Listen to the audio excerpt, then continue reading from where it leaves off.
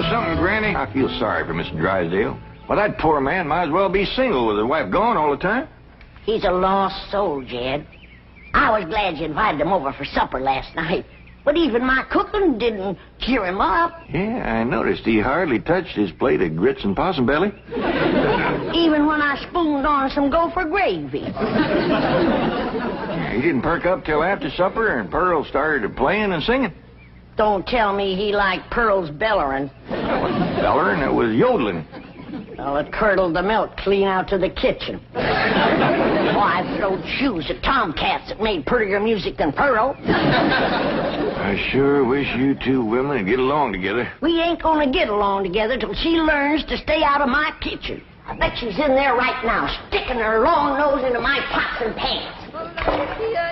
My dear, she is. Now, Granny, you just cool down. Really, me, Jeff Green, what in the world have you been doing? Playing ball with some fellas down in the pasture. What's that thing? Well, this here's what you call a football helmet. Ellie Mae, I'm pretty near positive that a ball gown ain't for playing ball in. Well, the fellas seem to like it, didn't they, Jethro? They sure do, Uncle Jed. They's waiting for us right now to get some money to buy a new football. What happened to that one?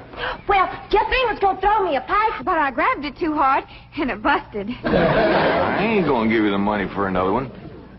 Oh, heck. Well, that's all right, Jethro. Remember, they said they'd be just as glad to play with us without a football. Come on.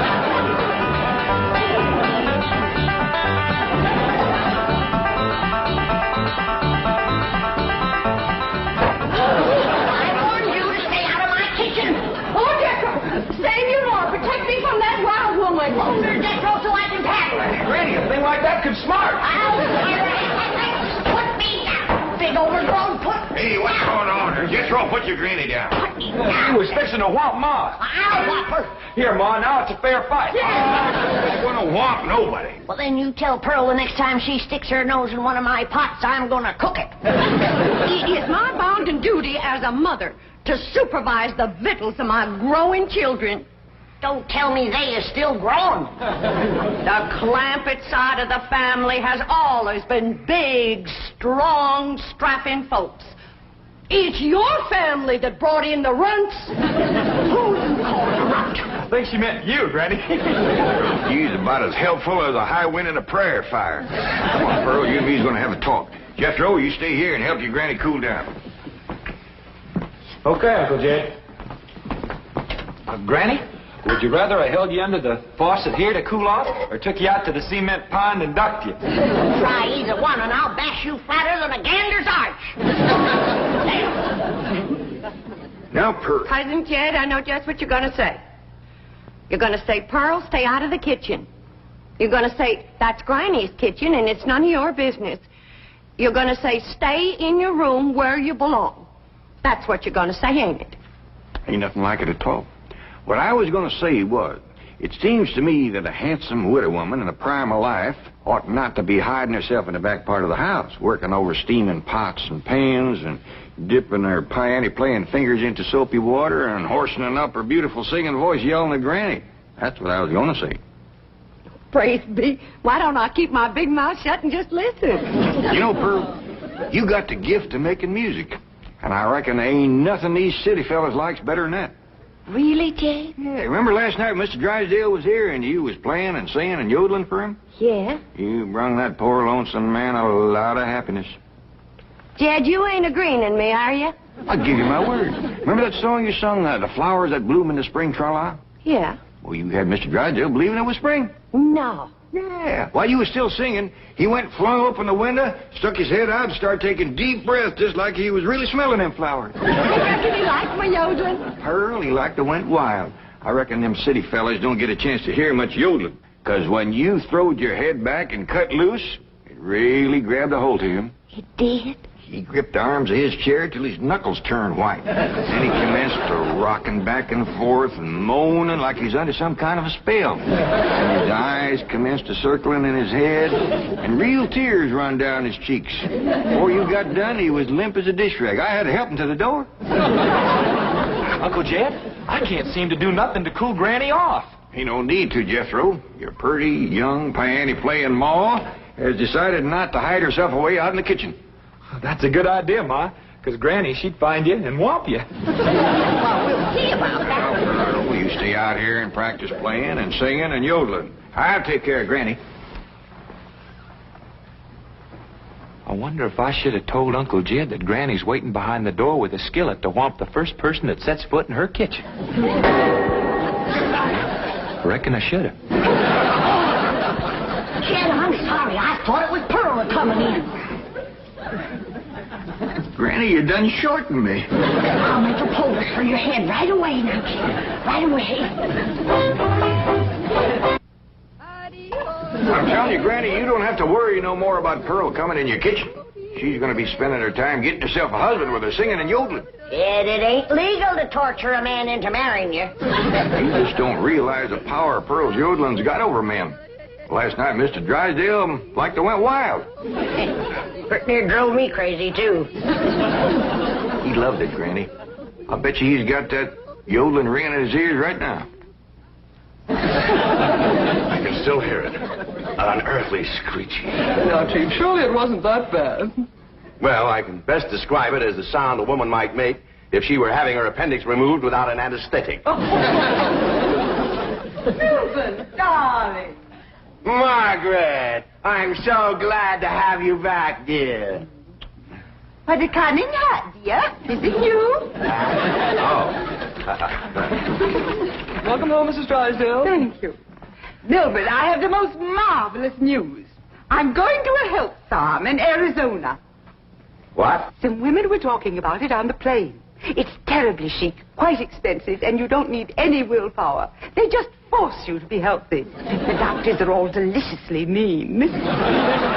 But, Margaret, you are healthy. Every doctor in the United States says you're healthy. But, dear, this is different. They reduce you as well. Margaret, if you want to lose weight, just stay home and we'll have dinner at the Clampetts every night. Now, you can't eat the food, but you won't leave hungry.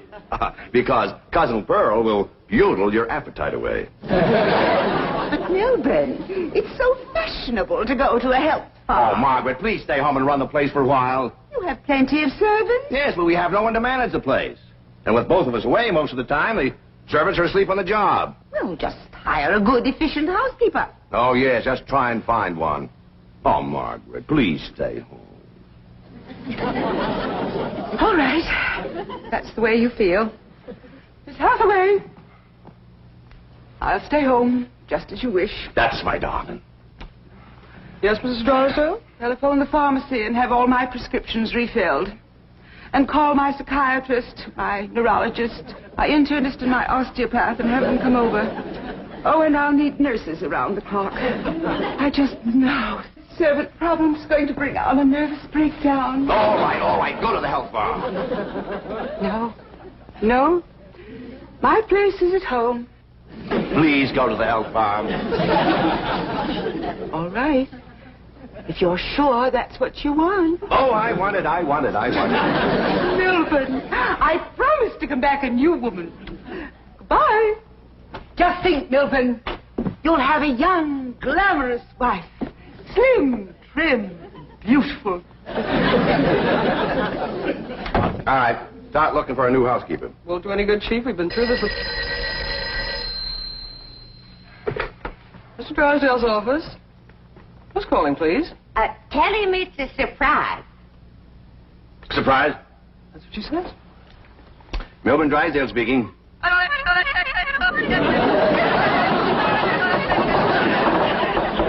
in the world is that? That is Pearl Bodine yodeling. Now, when she comes up for air, tell her I was drafted. Chief, she might be the answer to your housekeeping problem. What? Be nice to her. I'll explain. Hello? Hello, Mrs. Bodine. How nice to hear your voice again. You saying? Mr. Clampett says that Pearl is such an industrious housekeeper that Granny is jealous. She might take over your house and hers and solve both your problems. What about that yodeling? I won't be there. And I defy any servants to sleep on the job with Pearl around. Hello, Mrs. Bodine. I wonder if I might come over and talk to you for a while. What, talk to me? Well, what about? I think you may be just the woman I've been looking for. Yeah. You take over the running of my house? Well, yes.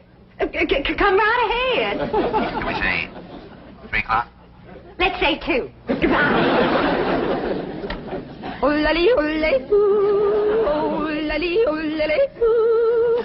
Will you stop that infernal caterwauling of yours? It might be infernal caterwauling to you, but it's pure catnip to me.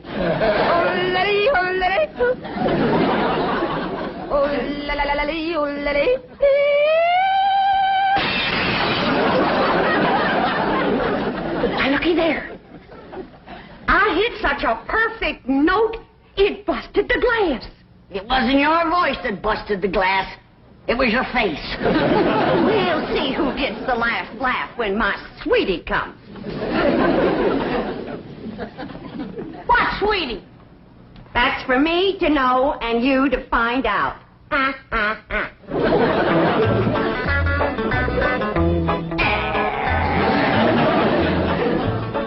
Sure is nice of you to share your soap with Miss Drysdale. Well, with my lye soap, she'll be happy to stay home and do her housework. Hey, most powerful batch of soap that you ever made. Just a breeze blowing it back on me on the way over here has got me crying. I make a big soap to do a big job.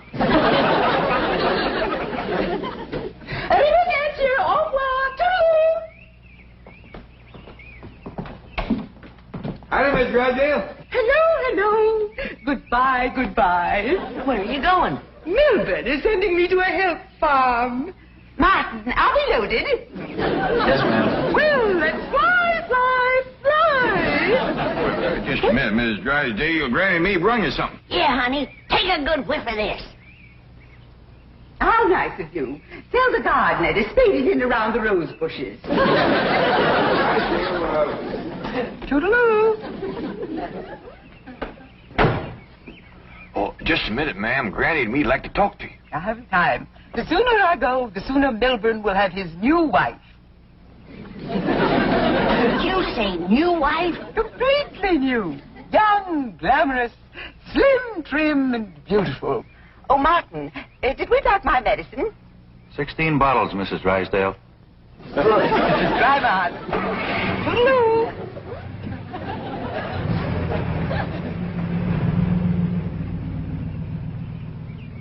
How could a woman be so cheerful about her husband getting a younger wife? You heard her.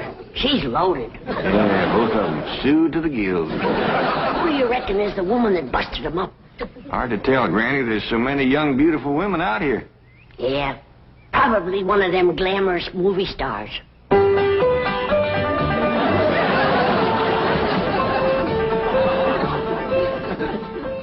Hey, Ma. You sure are all fancied up. Do I look like one of them glamorous movie stars? Yeah, by golly, you do. Which one? Milton Sills. Go on and get out of here.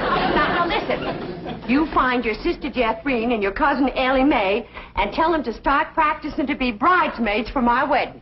Are you getting married, Ma? Well, it ain't official yet, but I sure got him anxious. Get going.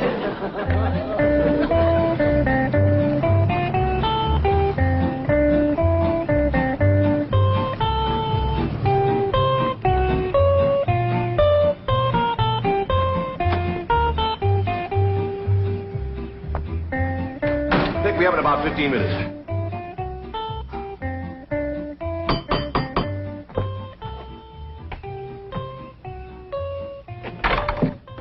Oh, Mrs. Bodine. Why, Mr. Drysdale, you are anxious.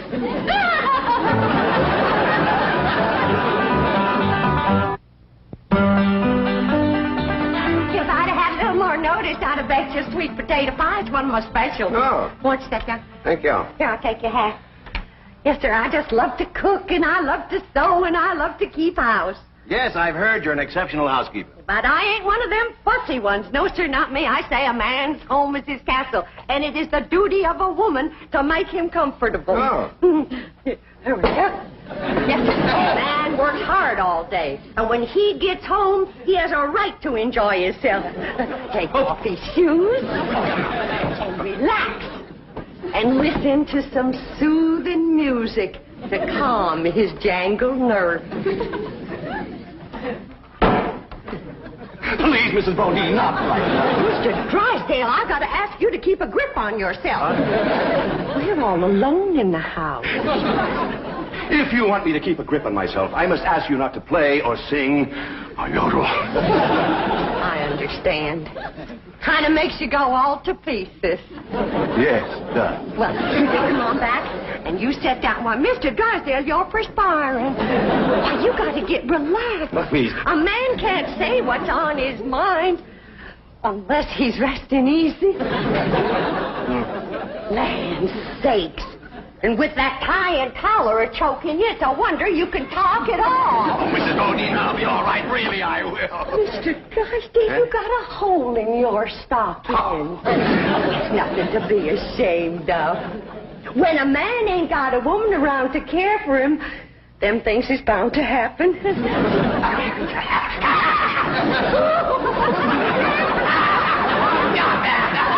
I declare, Mr. Drysdale, you're ticklish. Now, look, I'm going to let you sit easy, and I'm going to darn that up before you know it. Oh, Mrs. Bodine, no, really, I can manage. No, I ain't taking orders yet. No, please, give me back my sock. Now, give me my I know sock. how to handle you.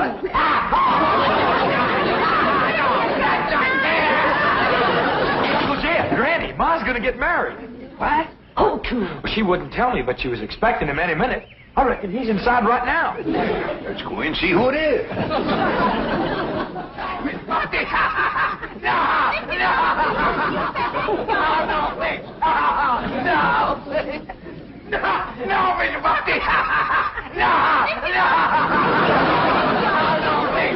Mr. Drysdale.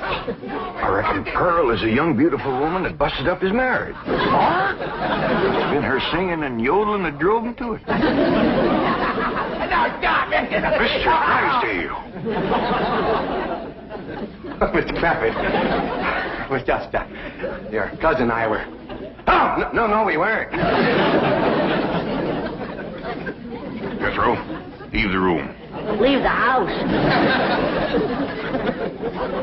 Did you have to come back right now? We was just going great. Pearl, what's the matter with you? Man crazy, always was. Mr. Drysdale, get yourself decent. I'll be back to talk to you.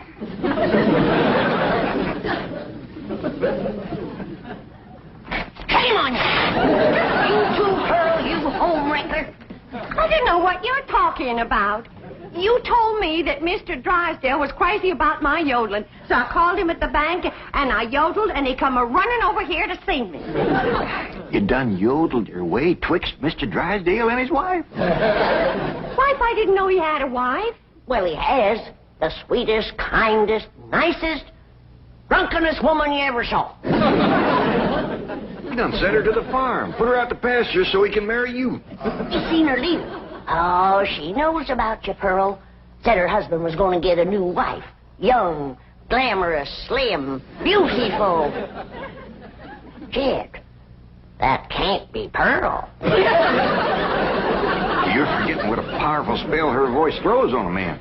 Now, Pearl, I'm going back in there and try to talk some sense to Mr. Drysdale. Whatever you do, don't yodel.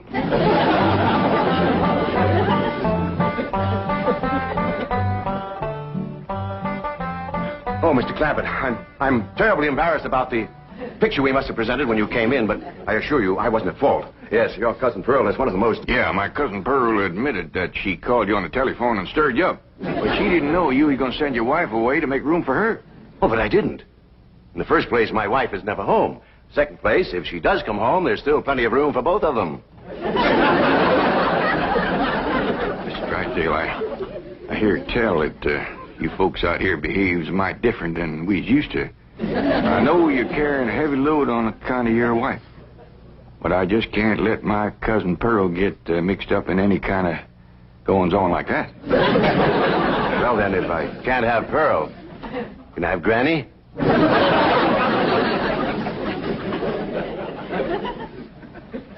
Lord love you. You're a desperate man. What are they saying? How can I hear when you keep pestering me? Oh! Jed told you not to yodel. I was screaming. Tell the difference. What in the world happened to you?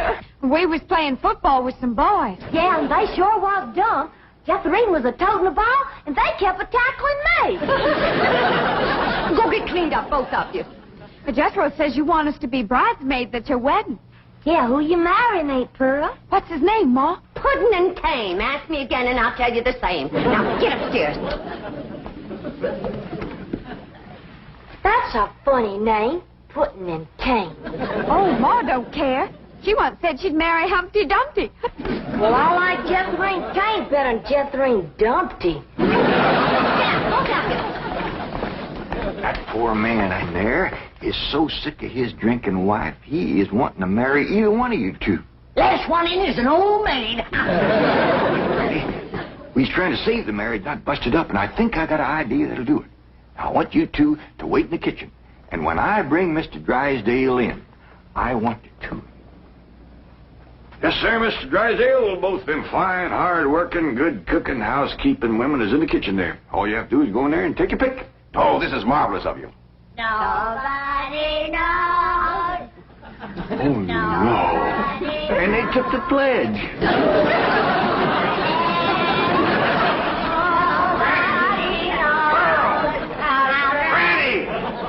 Well, look who's here. It's old Jed himself. And there's Snoopy, baby. You fellas want to dance? Come on, let's have a little dance. Come on now. You can't dance with her. Why not? It's all downhill. Take your pick now, Mr. Drysdale, while I can still walk over to your house. Oh, he's gonna pick me. Ain't you, sweetie Milby? Oh, no, he ain't. He's gonna take me, ain't you? He gets your banker grabbing hands off of him. Will you shove it, fella? Shove it, huh? I'll show you. Shove it there.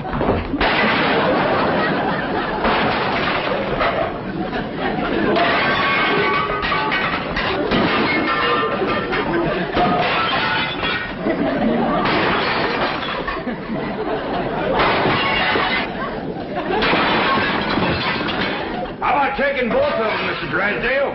No, thanks. You done it, girl. Bless you both.